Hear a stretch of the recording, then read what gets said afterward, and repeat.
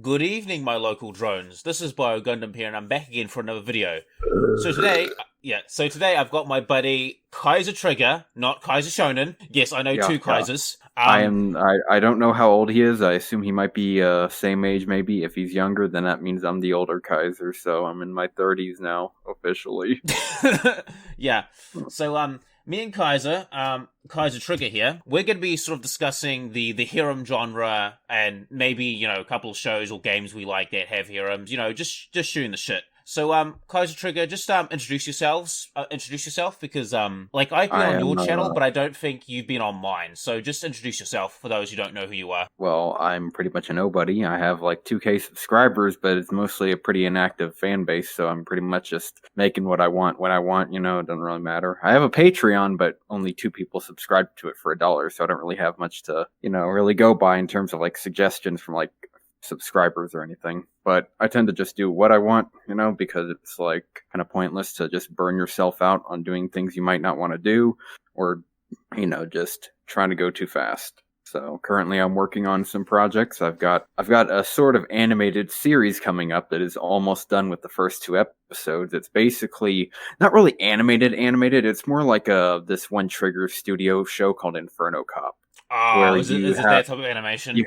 Yeah, where you have static images, but you have special effects kind of on the background and the foreground. So you have static images that are just kind of moving around, with some motion blur and just zooming in and close-ups. And I did do a lot of asset creation for this one, though, for the second episode.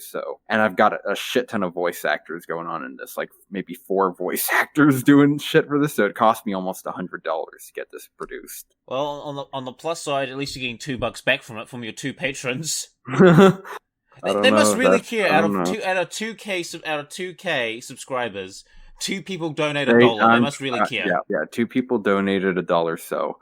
I appreciate it, but every dollar helps. Yeah, at least it's not a negative.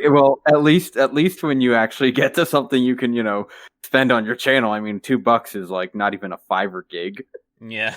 I mean, $2 though. $2 though, not too bad. I'm sure I could get a blowjob from an anime girl for cheap. Yeah. Find one that takes on just $2 blowjobs. Just I mean, $2 was originally $1. What the fuck? Why is it going up in price? Oh well, $2, right? For two sessions. Oh wait, you live in the United States, so maybe what is $2 in United States currency? Let's check, because they may have changed the currency. I have no idea, so I only know $2 is $2. That is all I know. Well, it's $1 here, so I don't know what fuck. Anyway, enough meandering. So yeah, this is Kaiser Trigger.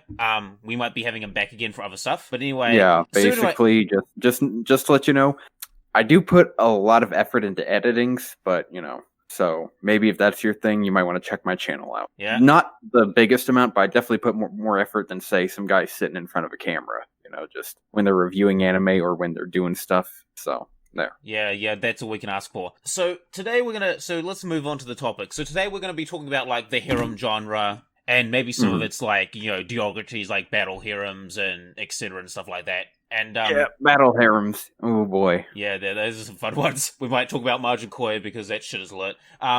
Anyway, so Kaiser, how about you give people a description of what the harem genre is in your words? Okay, so it's kind of hard to describe, but in a way that wouldn't take a while. But basically, when it comes to the harem genre, it's an anime genre that pretty much it's a fantasy, right? But it's the most grade A trash bag fantasy you can find, because not because the genre itself is just magically going to be shit, but it's the people writing it. It's kind of cursed.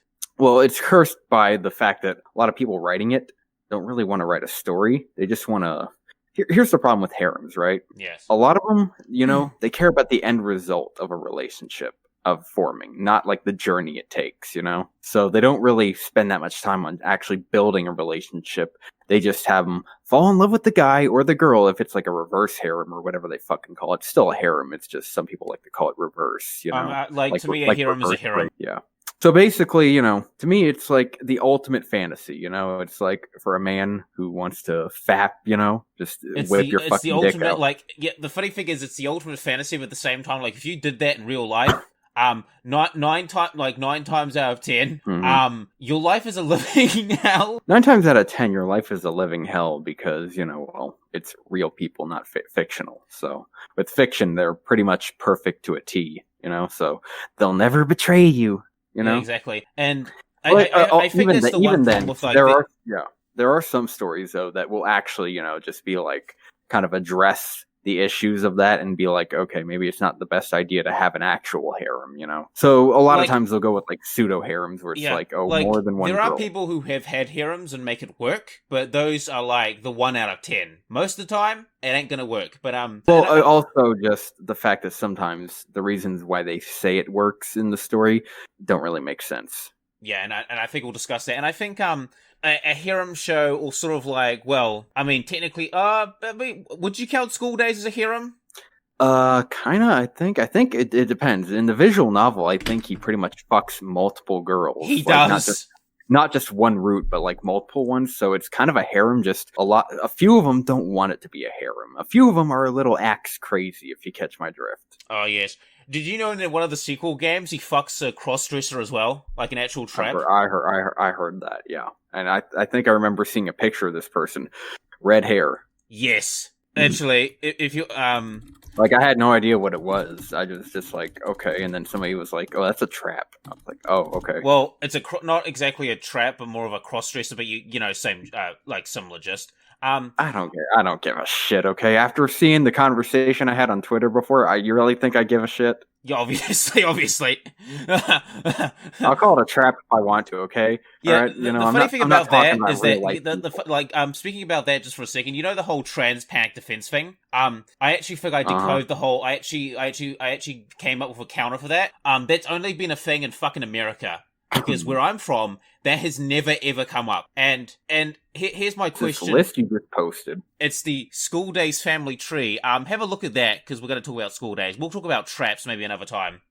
I have no idea who any of these people are, so it's like I haven't seen. Go down to the middle. Go down to the bottom middle. Okay, bottom middle. They all look the same. Those 3 at the bottom. Yeah, those are the protagonists from school. Some of those characters are from School Days. Okay. The middle of the chart. Like Makoto? Like see where Makoto is? Oh, shit.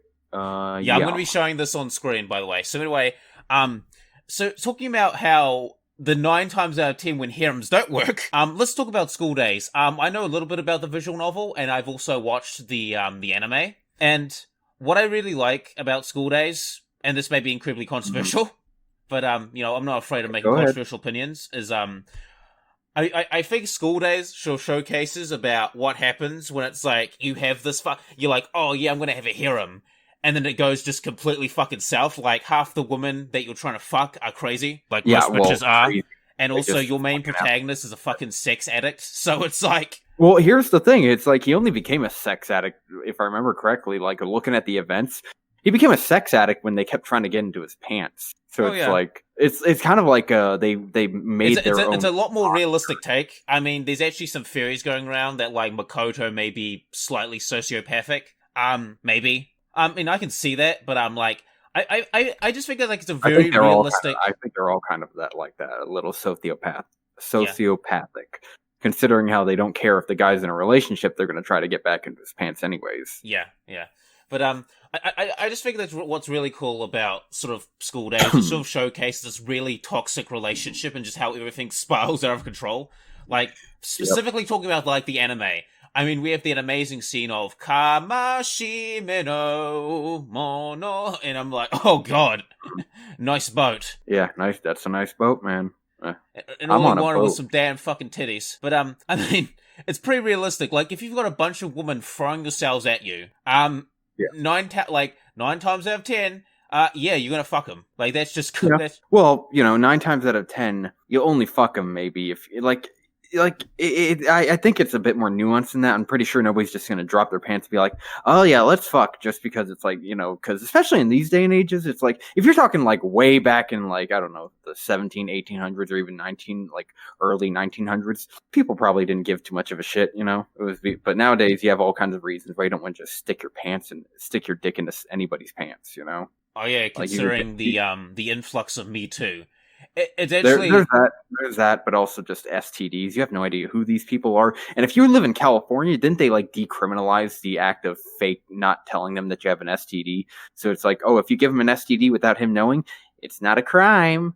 You can poison whoever you want. Yeah, that's kind of fucked. But I just think like School Days is like such a good, like, I would say maybe a subversion of like harem stories, where it's like, it doesn't end all hunky dory. Like, no, you do not get your wonderful harem and multiple wives and get to fucking bang all week and day and have many, many children. Of course, we all know that's the dream, but it's a fucked dream. Yeah, it's fucked. Much like a lot of people, like when on Twitter, their lives, always talking about how depressing their lives are. Man, always the meme. I have crippling depression. Yeah, I have crippling anxiety, but I get over it. At least you don't have crippling school days, syndrome going on. It's just Kamashimeno all the time. It's like, oh god, not again. Why do I keep on being murdered?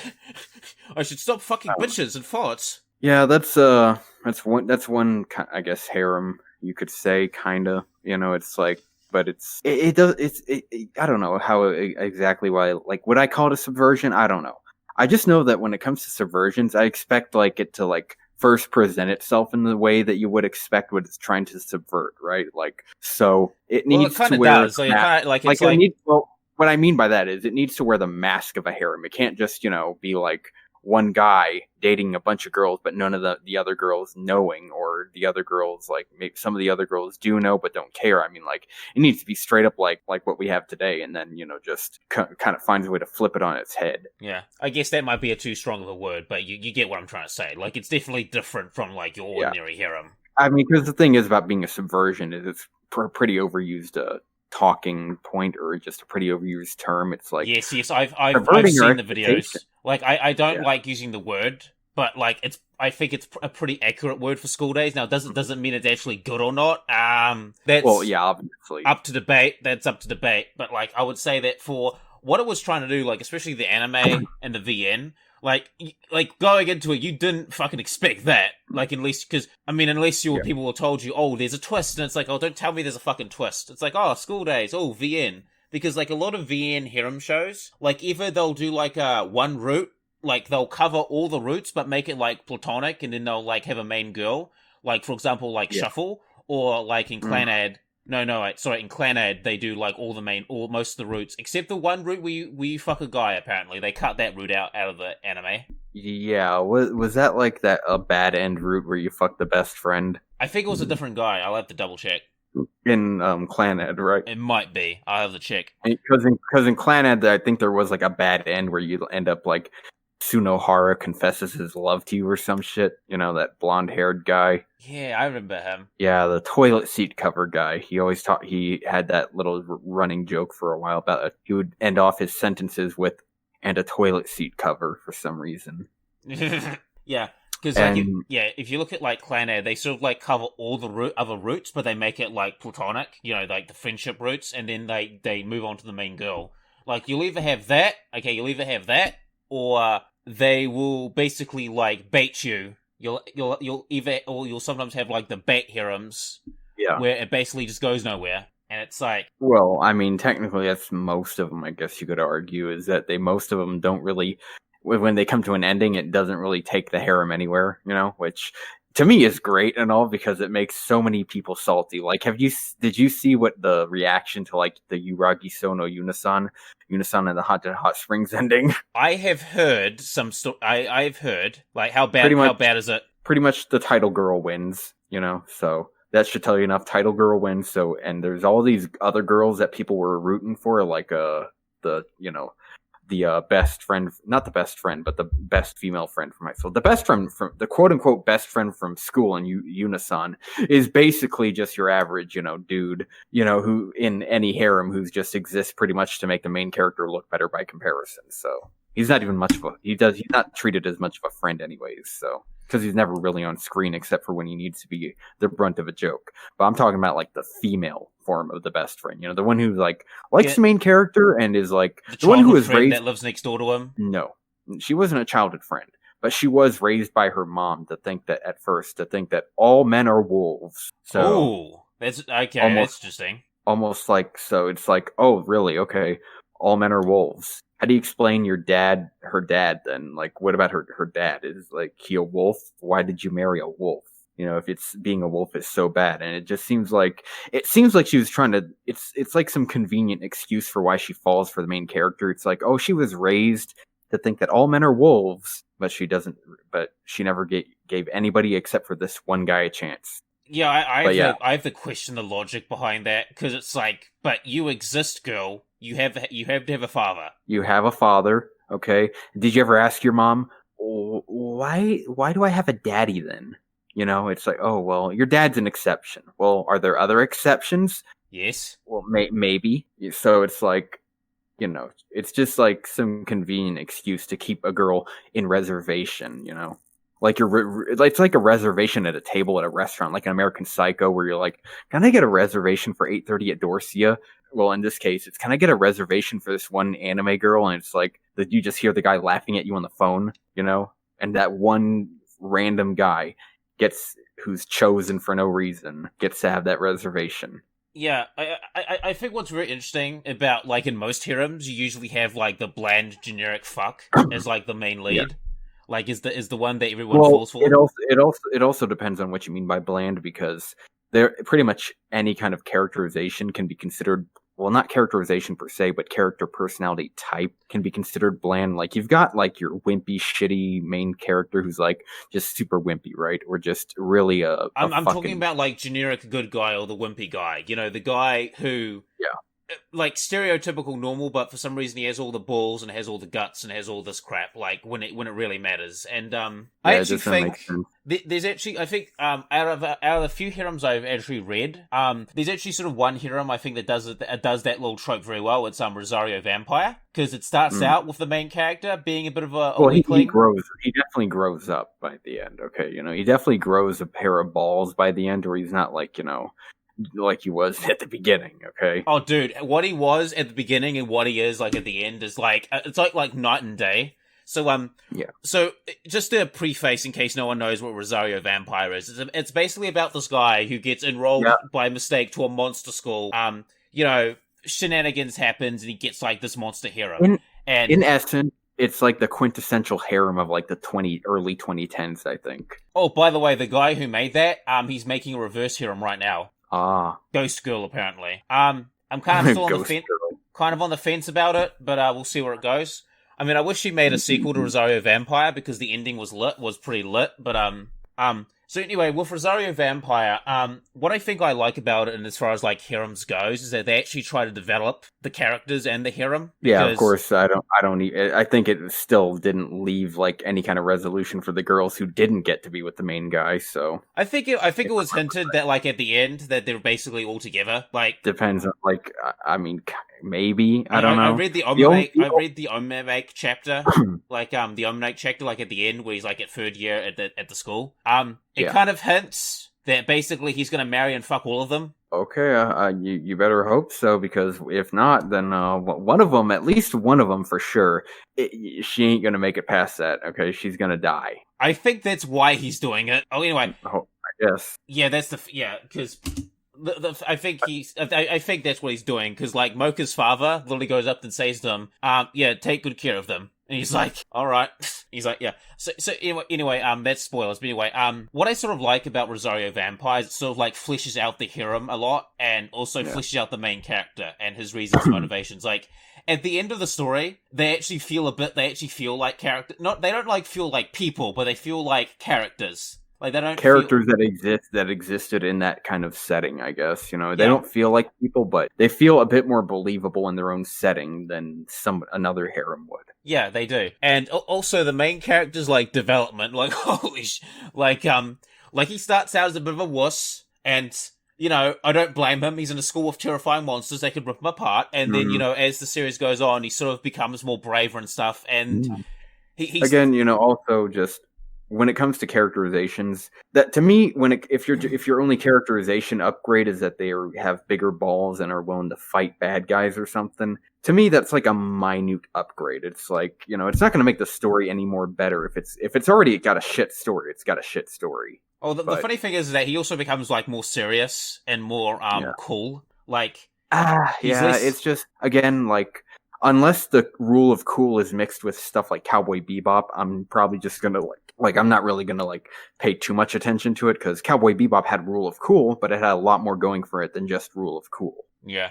So I kind of like it's like I can say I enjoy a harem, but I almost can never say that I find it to be like enjoyable for more than just a good laugh or the other kind of laugh.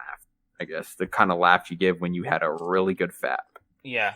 But anyway, I think like Rosario Vampire is like one of the better of the battle harems. Like at least it tries a bit more.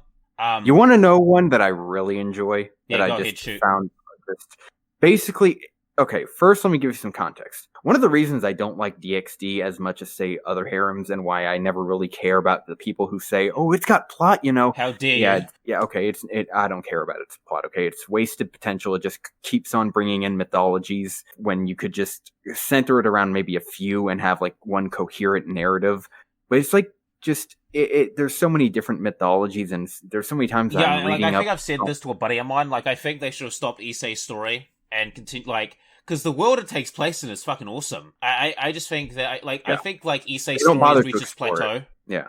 They just don't bother to explore it because, again, it's like a lot of, it's a harem first and foremost, I believe. So. Yes, it is. It's like, so basically, they don't really care about, producing a story. It's like pretty much every mythology is just there to present a new villain of the week, like Hades or some shit.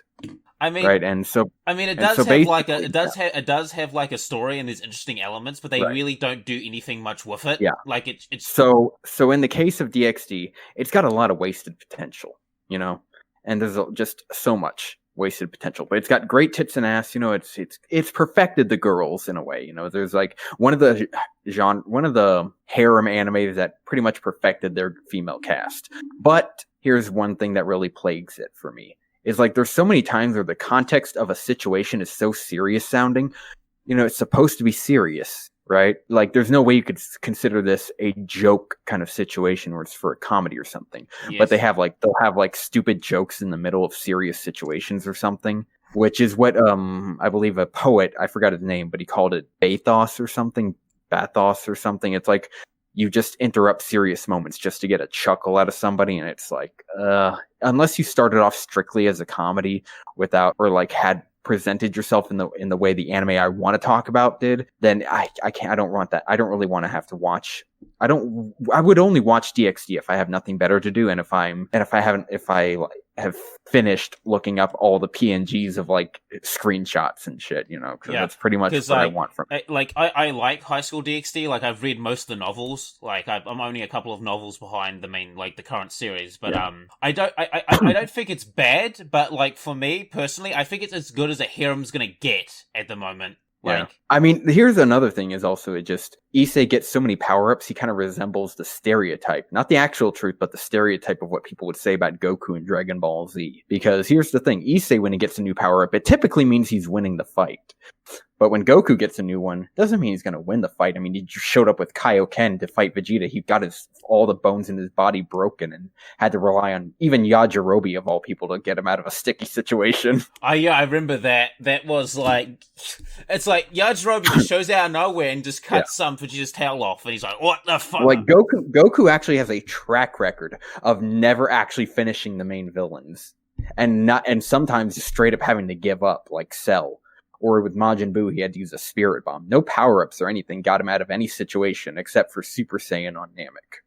But that was, built up. That was something that was built up and paid off for so many episodes. So I love the right way to foreshadow. Dude, that Super Saiyan the first time was so great. It just sucks that they ruined it. Yeah, especially because of the way it's like built up. They spent episodes mentioning this legend of the Saiyans, and then finally we see it. And even then, the fight itself was great because they built up Frieza and then paid him off with like showing even when you achieve that legendary Super Saiyan transformation, he's gonna keep you on your toes. Frieza's not just some pushover once you get a new power up. Yeah, because it's actually funny because like Frieza was someone serious and then they just make him into a joke. Yeah, but then also like I was saying though, that kind of stuff, and bathos can ruin DxD for me. It's like, I just like, because if you look at like, because the thing with DxD is that like I've said this before and I've said this, like, I think they should wrap up I think Issei's story should have finished. They should finish that story and move on to someone else, because like there's so much good shit that gets mentioned or brought up and they never dive into it.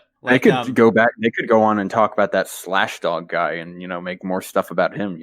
Oh, dude, I Slash Dog is fucking lit, dude. But also, like I was saying, one series that I really enjoy is This a Zombie? Yes, that shit is that fucking shit is hilarious. Okay, because here's the thing: it's the way it starts off, right? It starts off like a funny, like not funny, but like starts off with a grim kind of atmosphere, and you think, oh, this is a very depressing, almost boring show. But then just suddenly, when he tries to save a cat, it's like, what is he going to get isekai'd or something by Truck-kun?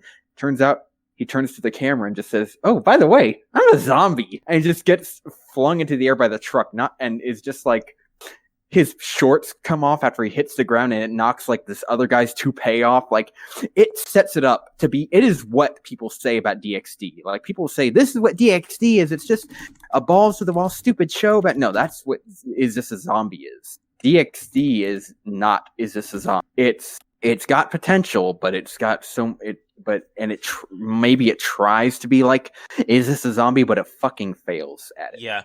Let's talk a bit more about like This Is a Zombie. I've actually got some of the light novels and stuff like that as well. Obviously, and also like I said though, it starts off like just straight up fucking batshit slapstick comedy, and he it's gets not chainsawed in half in like the first book. Yeah. First episode. And he's like, that's not a kick. What are you talking about? Like, she's using a chainsaw as calling it a kick. And he's like, and it's a running gag. That's not a kick. Yeah, and he's like, oh, that's a chainsaw, you psychopath. And he's like, he's got blood, he's bleeding out the fucking abdomen and shit.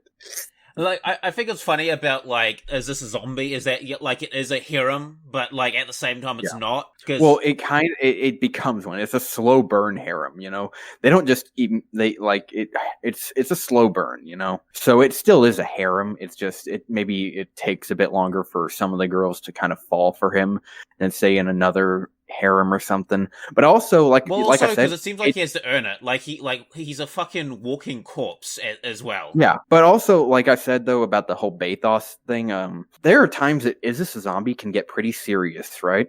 But when it does get serious, you don't see jokes until that situation is resolved. Like, you don't see the guy turn to the camera while chainsawing Kyoko, her name is, in half, and he just turns to the camera, oh, by the way, I'm a zombie and I'm chainsawing a magical girl. Isn't that great? No, he doesn't do that. He just keeps it. They keep the tone. It's kind of like I think Yakuza, the series, the games where it's like, you have your serious stories, then you have those moments of reprieve where you kind of just some of the crazy stuff happens, just for like some Netflix and chill with senpai, you get shit like that, and dude, in Yakuza 0, in the mini games, the side quests, you can pretty much hire a fucking live chicken as a fucking property manager, and you call him Nugget. Oh my god! Okay, I now have to play Yakuza 0. That's just great, like, dude. Oh my god, it is ridiculous. That's amazing. Yeah, that shit though is stuff saved for the side quests. It's not littered in the main story. You don't have like all these. I'm just imagining like a Yakuza meeting, and there's like a chair, and it turns around, and it's a chicken. And he's like, Nugget-sama, I failed you. And the chicken's like, I failed to acquire the property on Street 6.7 or whatever the fuck the name of the whatever street is. He just says that, and then you see like the guy get taken away, and you never see him again. Yeah. But you hire him as a property manager though, so he's not really doing Yakuza business. This is like, it's a part of a minigame where you're running property and all that. You're basically like buying property and selling it, or I guess, or whatever. Yeah, legitimate business, because that's what Yakuza have. They have legitimate business and they have illegitimate business. Yep. But yeah, like I was saying though, like Is This a Zombie is pretty much like one of my favorite harems. Okay, it's like one of the few that I would be like, okay, I'll watch that. Not because even if when the serious stuff is done and when they're not fighting, it's fucking hilarious. Yeah, like the anime is very funny. Like the thing with Ayamu's doing like breakdancing or stuff like that, or like he like when he first meets the necromancer Euclid Hellscythe, and he's like, how should I approach this girl? Breakdance! And he breakdances, and then he ends up, like, snapping his wrist or some shit on the ground. Like, "Ah!" yeah, this is, like, if you remember the episode where, like, in season 2, where they go to the fucking, maid cafe, and everyone's, like, being an asshole, like, it's, like, that shit is great. Everybody's trying, except for the few who are legit tsunderes, everybody's trying to be a tsundere. Yeah, like... So it's like a tsundere cafe, which... according to the Anime Man, those are absolute dog shit. Yeah, I wouldn't be surprised. I wouldn't be surprised. But like, one of my favorite episodes is where like Ayamo gets possessed by like the devil or some shit, and he becomes like this uber Chad. It's all just so hilarious. And then there's this one where they're like learning how to dance this fucking evil satanic dance that controls people and causes them to dance. So he actually tries to teach them how to dance with like rhythm and all that. So you see him doing more breakdancing, right? Yeah, like he really likes fucking breakdancing. Another thing that's really funny is the fucking cross-dressing of the chainsaw. Yeah. There's that, and I remember season 2 where he's like powering up, and the magical girl's like, "Stop it! You're looking too fabulous!" And I'm just like, "Oh my god, this is amazing." In the second season, they had another. I don't know if it was in the first. I think it was in the second where it appeared. The anal rape joke, where every time something happens, it like goes up his ass. Yes. Like, oh my god. Basically, like, so this and also The World God Only Knows. If we consider that a harem, I enjoyed that. I enjoyed that for the novelty of it, right? It was like one of those anime that tried to do the whole dating sim, gets you real dates kind of thing, but for like a fantastical kind of plot, right? It does get serious a bit, it does have its serious moments, but like, yeah. The cool thing about like The World God Only Knows, and why the fuck is these images I'm sending you not going through? That's annoying. I see them. So. Well, they don't come up for me. That's weird.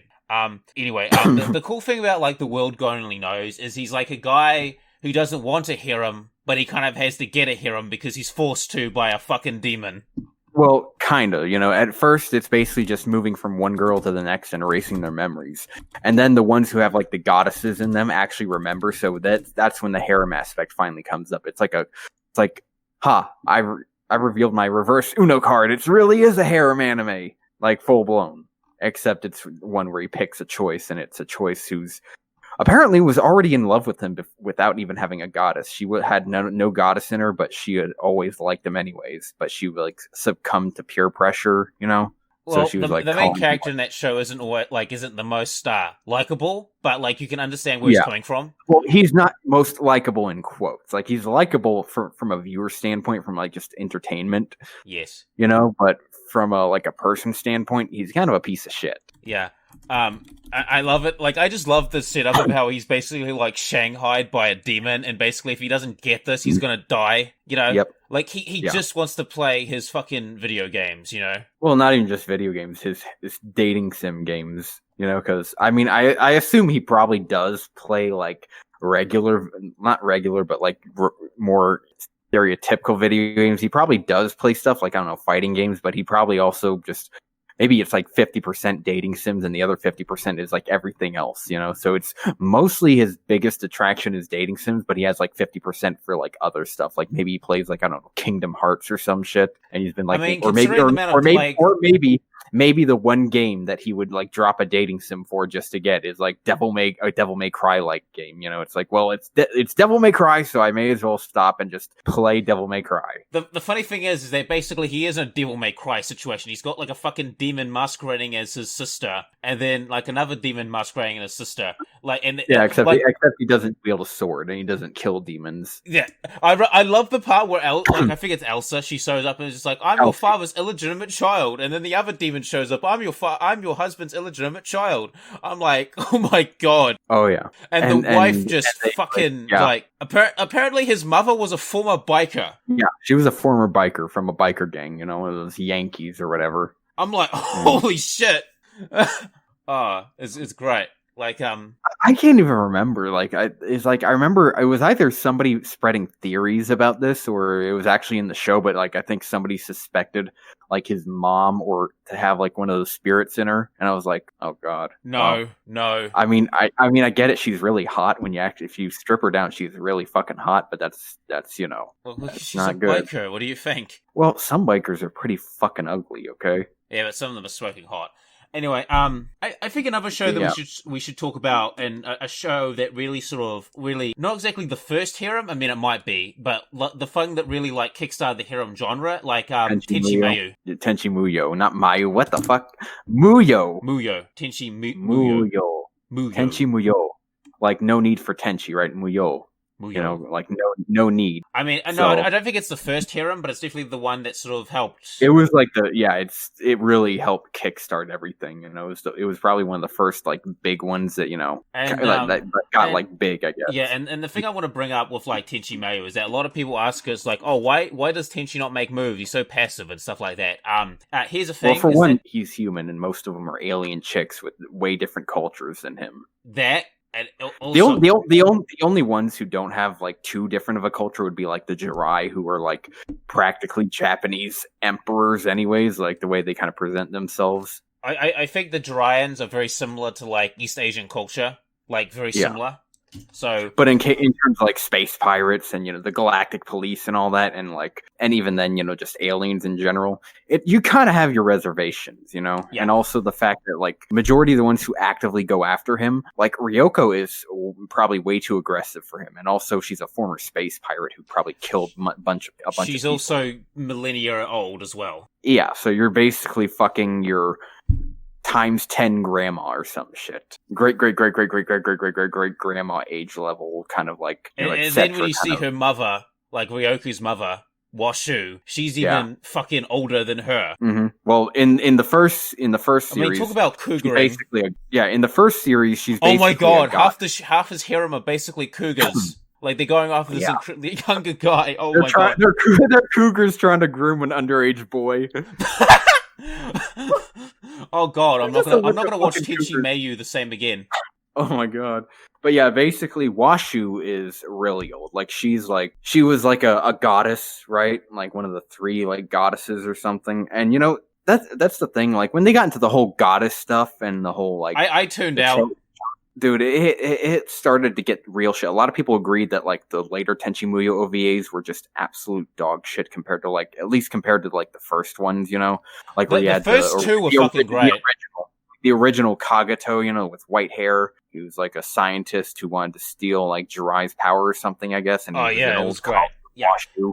Like you didn't have to make Washu a goddess, and you didn't have but it also just like it doesn't really make much sense when you think about it, because like Tenchi, right? He's supposed to be the incarnation of like this god or something who is a higher being than the other 3 gods, but goddesses or whatever. And it's like that doesn't make much sense because they're the ones who created the universe, anyways.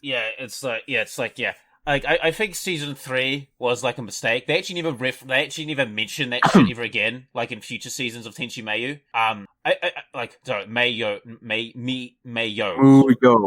Muyo. Sorry, because I keep on forgetting it's Japanese, Muyo. Sorry, Muyo and Tenchi Muyo. Tenchi Muyo. Just say Muyo. Muyo. Yeah. Muyo. Yeah, I'll just say Tenchi. Muyo. Yeah, Muyo. I'll just say Tenchi. I think the thing about like Tenchi is that one of the reasons why he's a bit more passive is that like the Japanese value stability. All right, they value harmony and stability. And if he dates and falls in love with one of these girls, that's going to cause disharmony. And also just the fact that like this anime was made during like earlier times, like I think it was like 90s or maybe late 80s. I don't remember when, but exactly like I think that's probably like around the time that it was first started to be made. So it's like the culture of the time will be reflected, Yeah. Like nowadays, you might find protagonists who are a bit more. You could find protagonists who are a bit more like aggressive with that. They might be like not as like passive aggressive, but like Basra from Sister New Devil. I mean that guy is fucking aggressive as shit. Well, I mean he's not aggressive by choice. He's like just I have to be aggressive because of the stupid seal on her or whatever. Otherwise they die, which is a stupid excuse. Just why can't you just have the guy be get that shit done with? It's like. You don't have to have some stupid reason for him to want to fuck a bunch of girls. I mean, eventually at the end, he just kind of does it anyway because fuck it. Yeah, but also it's like when it comes to that kind of like seal kind of stuff or the succubus curse or something that she placed on him. It's like, what if the guy's not around? Okay, what if he's not around? How long does she have to live before she dies from him not being around? Where you're gonna move the contract over to somebody else temporarily? Yeah, I like. Let's talk about that whole thing about like being forced into like those types of situations, because I personally don't like it because it's just contrived to me. It just doesn't make sense. It's like, okay, you want to have a reason, whatever. You know what? It's just stupid because it's like always like, oh, it's such a forceful thing. You know, it's like it just doesn't make much sense. Why do you like why is it always like something stupid like that, you know? Or why is it something just stupid in general, like a reason? Like, I can get it if the main character is like secretly a perv or like really fucking horny secretly, and like every now and then he likes to be a bit more like aggressive and shit. Like, I get that. Well, I mean, it depends on if he's like, I guess, kind of a perv, you know, but it's like, you know, but also it's just kind of disturbed, I guess, a little bit, you know? Yeah. Because it's like, you know, like if you like just go about like doing that, I guess, getting off on the fact that it's a curse or whatever. Yeah. I just feel like the whole curse thing just takes out all the fucking agency. Yeah. There's no agency, so there's no room to actually develop a reason why they would want to do this stuff. Or any kind of personal it's kind of like, oh no, I guess I have to fuck you now. Oh no. Yeah, again, it goes back to what I said about the journey. You know, it's like there's the hero's journey. You know, everything can be these days is equated to a hero's journey in some way, right? Going to the bathroom itself is now considered a hero's journey. But again, like it's like if you're gonna forgo the journey, just go from point A and then to point Z instead of going to through all the points you would need to go. Like at least go to point A to, I don't know, E, M, N, O. You know, just go through some points. But no, you're going through like you're speed fapping, you know, basically. Yeah, I mean, this is what I prefer about some hentai, like that have harems. Like they'll like establish the relationship, and then we're getting up to the point where they fuck, and we just see what happens from there. Like, yeah. I mean, it's better than, I guess, those kinds of harem anime that just speed run the whole fucking relationship thing. But, you know, it's never going to be as good, you know, as, say, a series that actually takes its time. You know, it's like, and, you know, it's like how should I put it? Like something that is like longer, you know, it doesn't need to be some long running shonen, but it's like, it needs to at least, I think you could make a better harem in like 42 episodes. You could make a pretty good one. And I think that sort of I think that like in lines with the problems with the harem genre as a whole is that it gets very formulaic and like no one really wants to develop like a cool story because like they just want to make cool ideas, right? It's like a thought experiment. Instead of trying to create something, they just want to get a bunch of thoughts out of their head so they can move on to the next thought. Yeah, like I don't mean just for anybody watching who likes memes, I don't mean the other kind of thought. I mean an actual thought that comes out of your head, okay? Get your mind out of the gutter, okay? Get out of Twitch. Yeah, beware of those Twitch thoughts. But I've actually seen shows with like have you ever seen like Tears of Tyria or I've heard of that. I think. Yeah, like the main character has a harem. He doesn't give a shit. Like he's just like yeah okay, well whatever, we're married. Like he doesn't do anything. Like he doesn't care. Like and the funny thing about the show is that the show does address it, but it's never like it's just like oh yeah he has a harem. Like it's not the main focus. In fact, I don't even think he even fucking sleeps with any of them. Even in the visual novel, I don't even think he even sleeps with any of them. Like he's just like I have a harem. Reminds me though, again, you know, we're talking about like you know, one way you can make a harem better, you know, like, or at least not like better. The reason why I mentioned that is that like you could have a harem show where like the main character has a harem and it's not the main focus. Like it's just a thing. It's just the relationship or something that's there. It's just like I have this. Like yeah, but also another thing is one way you can make at least some characterization a bit more believable is if one of the main girls could easily just find somebody better or somebody who they feel is better fit for them, and that would be a lot more believable than you know what we usually get. Well, the funny thing is that like in Tears of Tyria, like most of them are part of his harem, basically due to like honor and basically traditions. Yeah, because like the first girl, she does like him, and there's a tiny bit of like a romantic spark there, but it's not like she loves him. Yeah, like. But, like, also what I mean by that is... She married him because he's the chief of their tribe. Like, he becomes the chief of their tribe. And basically tradition. Like, let's say you've got a series, right, where you've got that one male friend who's, like, what Demolition D calls underappreciated glasses coon, right? Yeah. You know, the one guy who's there just to prop up the rest of the cast. and to be only they only call him a friend when they need something from him, right? You know, it's like they usually don't. Like at least the girls never hang out with him because he's a friend to them. You know, they never like. It's always like maybe like the main guy will bring him over or some shit, but they don't give two shits. It's like imagine a series, right, where you have one of the main cast, not some random nobody bimbo who just says, "Oh, I like you, Mr. Other Side character," and then they start dating. I mean, like imagine finding a series where one of the main girls actually is like, you know, this guy's not too bad. You know, he's a perv, but he's relatively just as nice as you. So it's like I don't see why I'm in love with you if I can find other people who are nice like you. It's like because that's the thing. It's like and that's the thing I always hate. Like, oh, you're so nice. Like anyone can be nice. Like it's like here's the thing. What is it about this person that you like? What their character or anything like that? Like like for example, you've seen my waifu list. I think I did, but I forgot.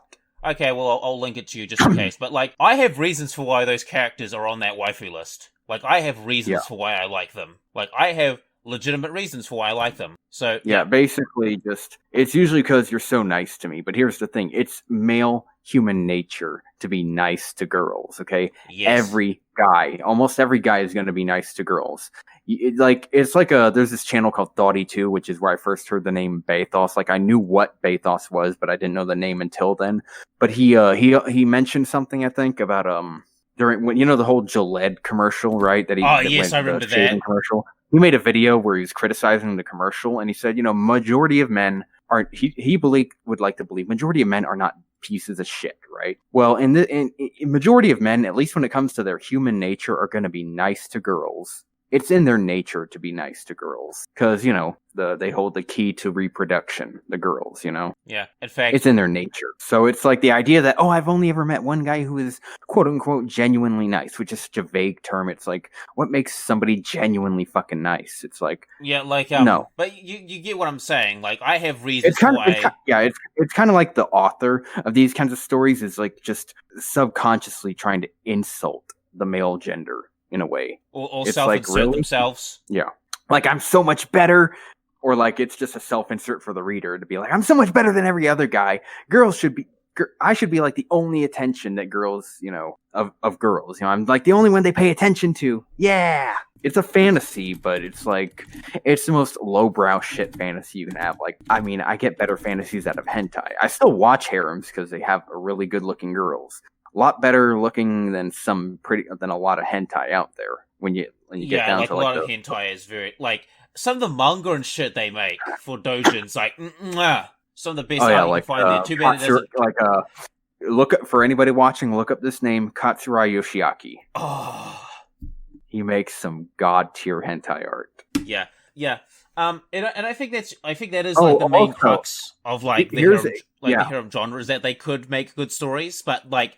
The characters isn't there. Like, there's quite a few, like, hentai shit, where it's like, there is literally a harem and everyone fucks, and they do come up with, like, reasons for why why it happens. But... Yeah, but that's the reason nothing why contrived. Like, it's just like, oh yeah, we all like you. Like, we all like each other.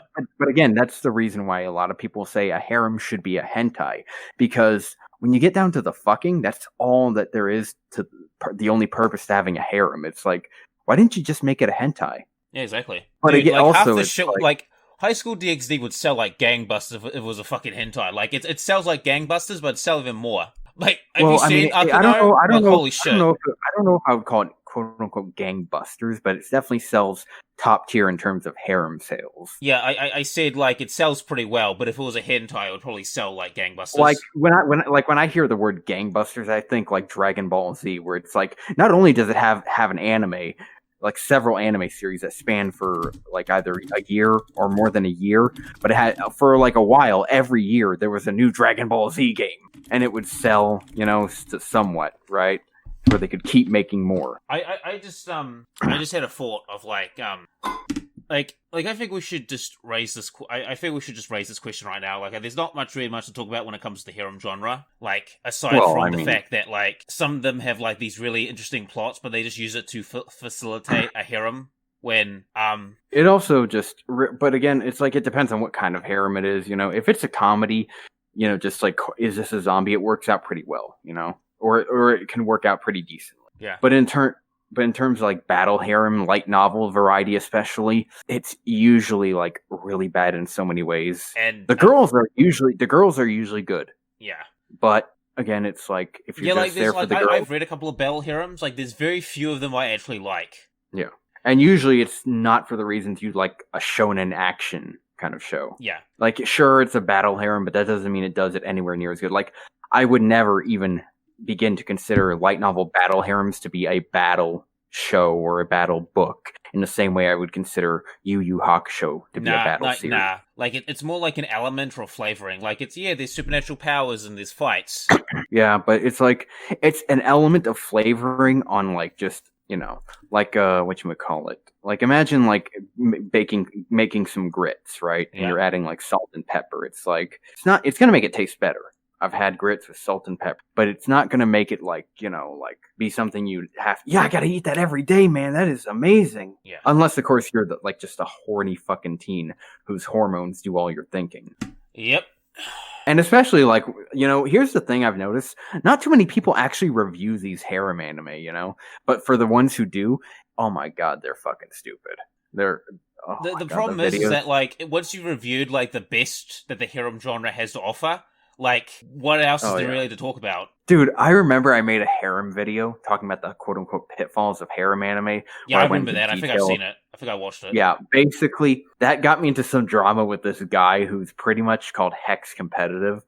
His only shtick is that, like, his majority of his videos are, like, get, like, shit views compared to his sub count. And even when he gets more than usual, it's on, like, DxD videos or, like, Sword Art Online videos. And I think there was this one video he made where he said that Akino was like in DxD was like this girl who hates men. She's a man hater. No, I never. Like she never once gave off that hint. You're like wow. No, just because listen, there's a difference. She doesn't like her father. Okay. Yeah, she don't like her daddy. Having daddy issues doesn't necessarily mean you hate all men. I mean, there are some people out there, especially with some guys, who was like, man, fuck that guy. I don't have a father. And they hate all men or something. Like, I think Louis Rossman, this one YouTuber with like over 1 million subscribers, made a video talking about like these kinds of damaged people, I don't have the greatest relation with my father, all right? I never was but like... You're not a man hater. Huh? But you're not a man hater because of one guy. Yeah, exactly. And like, I had my grandfather, who was basically my male role model, and my stepdad, who is also my male role model. Like... And also, considering Akino's personality, like, I get it if she has daddy issues. She's a little too flirty. Remember that one scene where she gets summoned by this one guy who was like, there was a very risque situation going on there where she was like sucking on his fingers or some shit, this older guy. Yes. Who summoned her. Like, okay, that's the one thing that is like, just, Akino, I would say is the one girl in DxD that seems a bit more realistic. When you have a girl who acts that flirty with one guy, she's probably acting flirty with a few other guys too. Oh, she's. It's like, I know, of course, in these Akino kind of is like the thing I really like about Akino, and I guess we'll dive into sort of like characters we like from harem shows. Like what I like about Akino in particular is that there is a bit of like there is some depth to her, like why she is the way she is. Like, a little bit, yeah. Like yeah, she's hot, she's sexy. All right, but she has a reason for why she's the way she is. And, like, considering her backstory, because we're not going to spoil it, like, here, but, considering what she's been through... I mean, assuming we haven't already spoiled a few things already. Assuming we haven't spoiled that shit already. But, like, considering what she's been through, like, I don't necessarily blame her, like, for disliking her dad. And, anyway, that's not always forever. Like, her and her dad, like, eventually, like, bury the hatchet and shit, Yeah. Like... She has forgiven him for what happened. And the funny thing is that he never forgave himself either. Like, yeah, that's the thing is like a lot of times it's not a case of somebody trying to forgive another person. It's more like, oh, I'm just trying to forgive myself, because you can't forgive other people unless you're able to forgive yourself or some shit. Yeah, like that's the reason why he never went to see her ever again after the incident, the thing that happened. Yeah. Like, he's like, well, how could I see her ever again? And then the funny thing is it ties into Azrael, because he feels guilty because he sent him away to do that mission. And he feels guilt for that too. Like, he's like... I thought you said you weren't going to spoil it, but okay. I'm not going into details of what happened, but something happened, and he feel like that's the thing they reveal on the show, that he feels guilt of it because he feels that was his fault. Like, and I think and that sort of adds like a sort of a layer of depth and character relationship. Like, you don't know that originally, but apparently, like, you just find out. You find out. Like, Azrael never says that out loud, but you can kind of tell by his actions. And like, that's a really cool attention to detail that you don't really that also is like kind of like a what I would call like wasted potential to some degree, because there's a lot of character relationships in anime, like even in normal anime, that just kind of get brushed to the side after one kind of attempt at resolution. It's like, it's like so I used to write fan fiction, right? Oh god. But when I never really intended to stop. Like, I kind of enjoy just writing just dumb shit, but I also wanted to try to write like something that would be a webcomic at one point, Oh god, but it's like I'm seeing the red flags. Right. Like, I had this fucking idea, right, for like a characterization where somebody had a bad relationship with the father, right? Uh-huh. And the father, like, I guess he has his reasons, right, for why he's kind of got his own estranged relationship with his son, but basically, they kind of patch things up, but the dad dies, right? Yeah. Gets murdered. The guy gets revenge for his dad's death. But then after that, should it really be over? Well, no, that's kind of a big thing. It should kind of carry through. It should be a visible element in a lot of cases. Like, maybe not all the time, but clearly you need to kind of remind people, yeah, this shit happened. So it's like, maybe after he gets revenge, it's like he tried to find out who the murderer was, so he went around like the criminal underworld killing a bunch of criminals who refused to give him information, right? Then you find out that, oh shit, after getting revenge, now all these people want revenge on me, because those people, they were still people. They had families. So you've got times where the antagonist of sort of like a mini episode, right? Like an episode and like almost like a slice of life kind of element where you're mixing and stuff like that. One episode could be involving one of those people wanting revenge. So it's like you can explore more about like what happened that day, more about this person's characterizations by having continuous glimpses into that kind of what happened. It doesn't just disappear, and you can't just continue the series on like it never happened. Yeah, and I think that's the problem with quite a few Harem series, is that like all this major shit kind of just happens, and it never gets addressed beyond that. And I think I think. And this is where I think harem should go. Like, at least I think how we can improve the harem genre is that like the harem is a thing, but don't make it the main focus. Like, use it to flesh out characters. Like, why exactly are all these girls going after this one guy? Are they insecure? Do they see something in the main protagonist that isn't aware? Like, is the main protagonist like is that, does he seem unassuming, but there's more to him? Like, you could use that to do a lot of characterization. Like, have that, like in a perfect world, you'd have like the harem use the members of his harem flesh out the main character more and characterize him, and maybe like that's how I would fix the harem genre. Like, it needs to be a mix, a balance between him characterizing them and them doing the same to him. Yeah, and you can't just have the main character be a vehicle to explore the harem and not the reverse. Yeah, and we're gonna finish up at some point, but I think there's a couple of shows. Like, there is actually a few things I've read that have done a harem well. It's still a bit idealistic and a bit too idealistic, but at least they handle a bit more from maturity. Have you ever read Realist Hero? I've heard of it. Okay, so just to give you this the basic summary: guy gets isekai'd. Guy basically becomes king of a backwater nation. And basically, he is basically forced, like, the previous king's like, hey, marry my daughter, and that type of shit. And what I really like about Realist Hero, just to go on a simple thing, just to go to simplicity, is that, like, especially when it comes to the harem element, is that, like, it feels less forced than you would think. Like, for the main girl there meets the first girl. Like, they start off rather cautious of each other. Like, because the main character's just like, listen, your father kind of forced this on me. Like, I don't want to get married to you. Like, how about this? Like, once I finish, fixing the problems of the kingdom, I'll leave, you can become queen, we're good, right? And she's like, okay, cool. Like, they start off very cautious and distrustful of each other. And it's completely understandable. And as the series goes on, like, she's like, okay, dude, like, my father picked you, so prove that you're worth it. Like, prove, are you king? Like, prove why my father picked you as king. Like, made you his successor. And and it takes place over a couple of volumes, like a couple of books, but, you know, you sort of see them slowly fall in love. And, you know, eventually, you know, they fuck, okay, on the desk. Like, when he's doing paperwork, she's like, oh my god, this desk is so dirty, just like me. And they fuck. They fuck on the desk. By the way, that's in volume 5. And there's like 12 volumes out currently, and it's still ongoing. And, like, they build up this relationship. And obviously, it's a harem. There's other people that throw in as well, but they also build up those relationships too. Like, one girl that he has there, like, she's there for political reasons, okay? Like, she was solely there for political reasons, but, you know, they develop a bit of a bond or a connection with each other, you know, over the time. Like, it tries to build up these relationships and come up with reasons why they would like him. Like, it isn't just because he's it isn't just because of the power that he has or that he's a king. Even though that's incredibly attractive to women, let's be honest, power is very attractive. You know what I've always wondered what it would be like is if there was like a series where the main character isn't the one who has the harem, but he's like more like a mentor type of character. And he's like maybe it's like a series that explores the problems of having a harem. So he's trying to like convince them to not follow the stereotypes or something. Well, that's the funny thing is that, like, in Realist Hero, even if it's a bit like idealistic, No.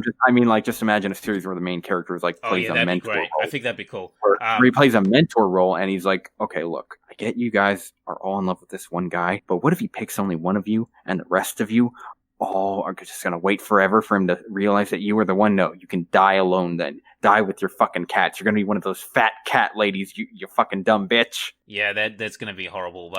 But, even though it's a bit idealistic in Realist Hero's case, like, it gives you a legitimate reason and it builds up these relationships. Like, right now, he's married at the moment to all his hero members. Yeah. He's fucked, like, at least half of them. One of them was pregnant and has already given birth to his firstborn. Because the show time skips a little bit, like, but you get what I'm saying. Like, it builds up these relationships, and, like, basically he treats his harem like a family. Yeah. Like his family, and it's a bit too idealistic, but you can kind of see there's a logic to it. There's a method. There's a logic to it, and what would be like a subversion, I guess you could say, on the harem genre. Imagine you have one guy who has a harem, right? And he has those male friends who are members of his family, but it's implied that the harems also just kind of took care of the physical needs of those other guys as well. Oh, yeah. And, that would be like a slap to the face if it suddenly just revealed that information to like the people watching. It's like, what? Oh, yeah. And I think another, like, another thing I like. Have you ever heard of the manga series End of the World Harem? Yeah, that's getting an anime too, right? It's probably gonna suck. Oh my fucking what God. What I like about it is it basically showcases, you know how everyone's like, oh yeah, baby, I want a harem, and so basically to set up the pitch, so End of the World Harem takes place basically the feminist one. They almost killed like 99% of all men, but here's the problem. It was a virus, right? Yeah, it was a virus. I swear to God, it was probably created by a feminist. Like, let's be honest. Like, know for certain this was probably created by the actual virus itself. But enough of it into politics. But like, here's the thing about like End of the World Harem is basically it's like hypergamy fucking hoe. And, like, when... Just straight up hypergamy up the ass. It is hypergamy up the ass. And you know what I like about it is how, like, fucking honest it is. And it basically showcases... hypergamy. Oh, yeah. It's hypergamy onto itself. Yeah. And you know one of the things I really like about it is that, like, it's basically showcasing, it's just like, hey, you all know what happens when basically women don't have a choice? Yeah. And this... Because, let's be honest, like, nowadays you are spoiled by choice. Okay? And that goes for both men and women. Like, you are spoiled by choice. What happens when you don't have a choice? Well, guess what? If fat, lonely otaku fuck is the only male for about 1,000 miles, and you want children... Your nature's gonna kick in and be like, okay, I guess I have to make that choice. Yeah. And what I really like about End of the World Harem is that basically the main character doesn't even want a harem. Like, he doesn't want this. He was in a world where he had a choice, and he wanted to make the choice of this girl he likes. And I think at the manga so far of what has been like translated, like he actually found that girl, like he found her, but the problem is they can't get back together again because fucking people trying to get back in his people try and get in his pants, and it's along with some of the other males in the show. Like I remember this one where this one guy gets kidnapped by like this Amazonian tribe and basically gets like fucked to death, like raped and shit. Wow. I don't remember it. I might be getting the details wrong, but something like that happened. Like, he gets kidnapped and, like, basically he gets snoo-snooed. Snoo-snooed. Death by snoo-snoo. Yay! That's just Futurama. Yeah. They're like, but their pelvis is broken. But, like, what I like about it is that basically it's got a guy who has an opportunity to get a harem, but he's like, no. Like, I've got a girl I like, be gone, fot. I have a girl I like because I like who she is and not what she has on her chest and in her ass. And the funny thing is that, like, after a while, the girls that want to have sex with him sort of respect that, and they're like, okay, all right, well, like, we respect that, and that's kind of... again, also they kind of if they'll respect it, but you know they probably could just go find one of the other few men and just be like, you know, fucking sucking him off. Yeah, but. Like, but I think that's what's really cool about it is that, like, you know, he has ample opportunity to fucking, like it's not like it isn't like nowadays where you take him on 3 dates and now you fuck. Like, they're like, hey, you're cute, let's bang right now. I mean, I think he nearly gets, like, raped in a street corner, like, and yeah. Basically, the one way you can make a relationship grow and then become a relationship of, like, romance is, like, have the main character reject her advances, like, just straight up say, no, it ain't happening. And then it will be her trying to win his affection. That almost reminds me of, like, Devil May... That's almost like Devil May Cry. Because Dante has all these opportunities to fuck hot chicks, but he never does. He's like... But again, also, like, in like harems, you know, it's like the one way they try to bring conflict is by having, like, a relationship get interrupted or something, or character building moments get interrupted by one of the other girls or some shit. So they artificially just make it, like, to the point where it's like, it's not like anybody's saying, no, I'm not interested in you. It's just basically accidents happening. Yeah.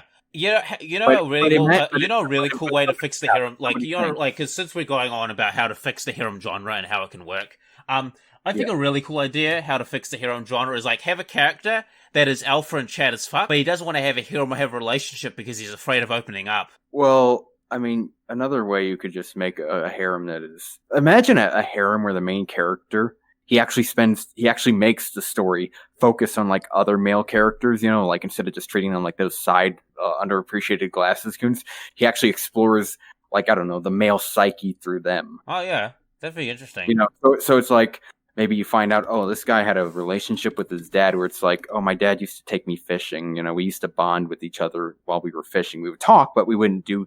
It's like some people might tell you, you know, there's some people who say that men bond best when they're fishing. And they'll subtly bring that up or something, but it's like, okay, you know, instead of just like, oh, like, I don't know, in high school DD, pretty much every male that Issei meets only bonds through fist fighting, because it's like the stereotype of, like, shonen or some shit. It does have some do in reality, like, because half the people I was friends with at school are people I go into fights with. Yeah, but again, it's like that one guy, what's that one guy's name? I think his name is Saji, the other guy who has, like, that really... like, kind of stupid sacred gear. He has the dragon. He also has a dragon. Yeah, but it's stupid. It's like, what is it, like a string shot thing or whatever? It's not that bad. Like, he gets cooler in the series. Like, later in the series, he turns into, like, an actual dragon. Yeah, but again, and he has the armor too. Like, he gets the armor too. Yeah, but it's like, when is he really on screen for any real characterization moments? When do we ever get to, like, a character arc? Because, you know, another thing you can do that...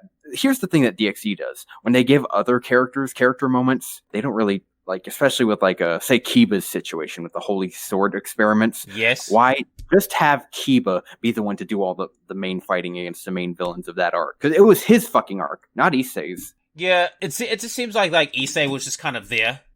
Like, he didn't have a real reason to be there other than, my friends need me. I mean, it makes sense why he would show up.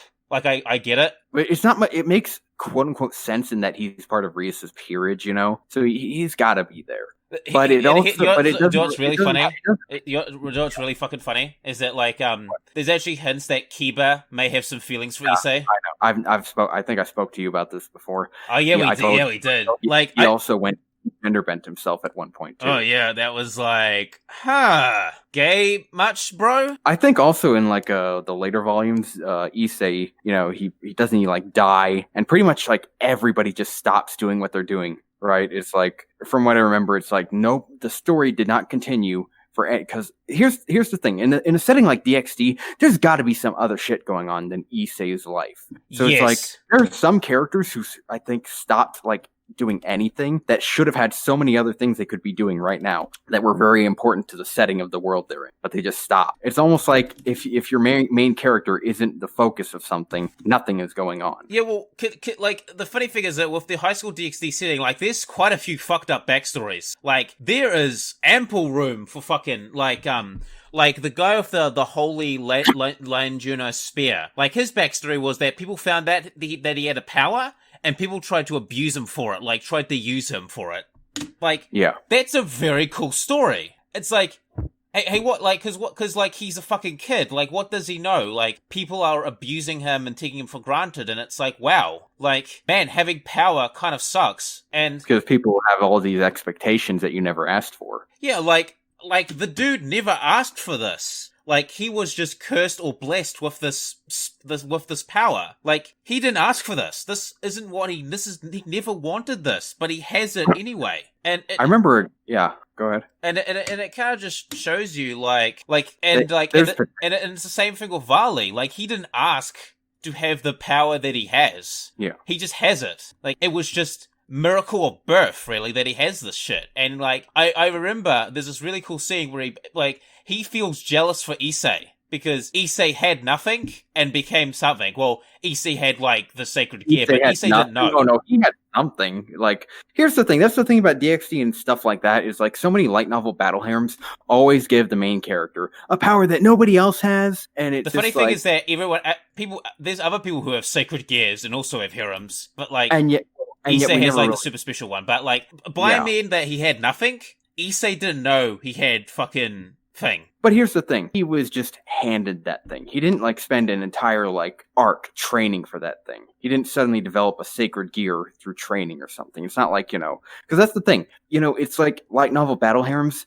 They really don't understand how training works. You don't just crash course it and then you're ready for something. Yeah, that's another that's another thing about Bell. Like, I think you do bring that up. Like you do bring that up as there. Like, even if they I think it's really cool you bring that up because that's a weird thing about Bell Heroes as well. Is they do the power aspect because, like, if the guy isn't, like, from an influential family, he's got some power that no one else has, and but it makes it feel cheap. Yeah, it's very cheap. It's a cheap fucking fantasy. It's like a cheap $2 meal at McDonald's. Yeah. But here's the thing.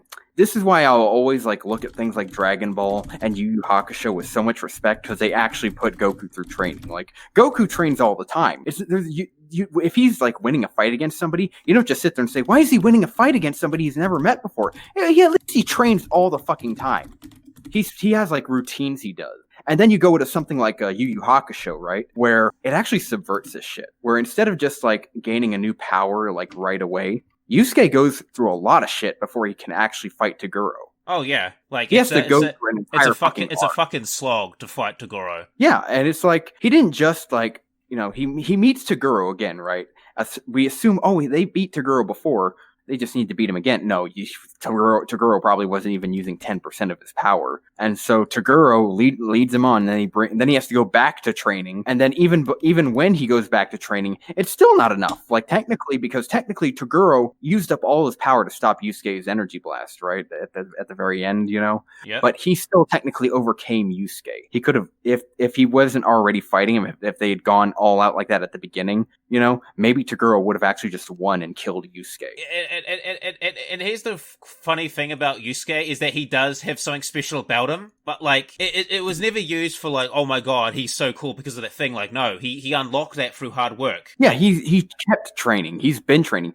Ryzen, like his dad, wasn't born like that. He wasn't born the ultimate demon or some shit. He's probably been training his whole fucking life. Well, not his dad, but, like, Well, his dad.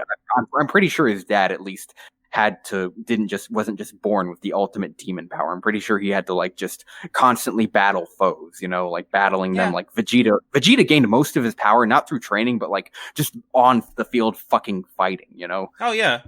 Like in Dragon Ball Z, that's probably one of the reasons why he, he was as strong as he was because of all that. But he became even stronger when he actually started using training as well, like Goku does. Like, Goku didn't fight anywhere half as much as Vegeta or in such dangerous situations, but he put, like, actual, like, training regimens and stuff. Vegeta risked his life. Like, he literally said it himself, like, I've risked my life day in and day out for this shit. For every bit of power he has, he earned it. Yeah. That, that's what a self-made man is. Somebody like Issei, or I don't know, what's the guy from Shinmai Mao no Testament, Testament of New Sister Devil, or every protagonist in a light novel battle harem that has all these powers that are just gifted to them through like some contract or some shit, just as like an excuse to make them powerful so they can save the day. Okay, it's like those aren't self-made men. They don't know what the meaning of hard work is. Yeah. It's like comparing a millennial who works 5 hours a day on one job complaining versus the guy, their granddad, who probably worked 3 jobs in one day. Oh yeah. And actually, now that I think about it, the fact, you don't really see many harem protagonists put in that much work. I mean, whether it be for battles or for the harem. Yeah, that's just the thing I've just noticed. You don't really see much effort or work going into that. Yeah. Which, man, harem genre is just fucked. It's got its high points in terms of, it gives you a really big high when you're done fapping, but it's got its... Yes, I'm very... Listen, dude, I'm in the Lewd Gamer server, I am very aware of that shit. Oh, yeah. Yeah, I know the good shit, but, but if somebody were to ask me if I wanted to just sit down and binge watch High School DD with them, no, I'd do that on my own, and I'd probably watch something different besides that. I've watched hentai with people online before. That was cool, but doing it in real life, it's kind of not that. I don't really care about that. I can. Unlike Issei, I know how to stop my pants from going wild. I can just be ignoring it. Yeah, it's down, boy, down. Not even just that. It's my dick is it's not down, boy, down. It's more can I come up yet? No. It's it's not going to come up without your permission. Here's the thing. It's Issei is a slave to his cock. But imagine if he meets a character whose cock is the slave to him. So he's I kind of look up to you. I look up to you because you've got that shit under control. I can't for the life of me stop trying to fap. No, he can't. He spends more time chasing skirts, a lot of times than, progressing a story. Yeah. Yeah, I think we've talked basically all we need to do is about harems. I can't really think of anything else. Can you? I could probably think of a few things. It just takes time. Make it so it's the harem is there. You can make the harem there. But don't make these girls seem like they're just they have this one guy tattooed to their eyes. Make it so that maybe they were maybe they'll actually respond to other guys' advances, but they'll kind of weigh their options. You don't have to have them leave the guy, but you can have them weigh their options, showing some sense of autonomy. A side that gives them the illusion of autonomy, because they're still fictional characters, but they can give the illusion of autonomy that they can make their own life choices. Yep. The author isn't just going to make it so that it doesn't seem like the author is just spoon feeding, you're just your dessert, because if you're going to self-insert, don't just self-insert into some guy who just gets everything, okay? No, if you want to self-insert into somebody, that's fine. I think the value of having a harem in a way is the fact that you earned it. Yeah, if you spend your whole life around these girls, just building up a relationship with them until they finally be we like you. It's a lot more rewarding, meaningful as well. It's more meaningful and rewarding because instead of just I fell in love with you because you're such a nice guy. Oh, boo fucking who? Give me a fucking break. If somebody ever told me they liked me because I was such a nice guy, that is a red sign, and I am I'm out of there. Yeah. There's something I want to tell you, but it's a story that I've had a similar experience, but I can tell you that after recording. So yeah, the harem genre has its pitfalls. It could be really good if they actually focused on character building and relationships instead of just reminds me of this one channel who has an entire series talking about harem anime. He's known as the harem anime reviewer Maji Kura from Sugar Punch Design Works, I think he's called. He said it. Yeah, I think he said his whole entire channel's purpose of talking about harem anime was to prove that harem anime they can be good. But he ends up talking a lot of shit about most of the anime he talks about. Yeah, I wouldn't be surprised. But yeah, Sugar Punch Design Works, I think is his name. He actually puts some effort into the editing. He has an animator working on the channel, so if you wanted to see a harem anime reviewer who does quite a bit of effort when he does review a harem anime, one of the few, there you go. Yeah. He has I think a family member who animates for him, So, yeah. Sugar Punch Design Works. Check him out. Not bad. You know, Yeah, they I talk might about give him a listen. I might check him out after we're done with this. But yeah, the harem genre. So thank you, Kaiser, for joining me for this chat, and hopefully, dear viewers, maybe he'll be back for more. Maybe one day I'll get back into live streaming a bit here and there, and maybe I'll have you on for some time. So yeah, we should do more shit together. All right, so this is thank you all for listening. This is Bio Gundam signing out.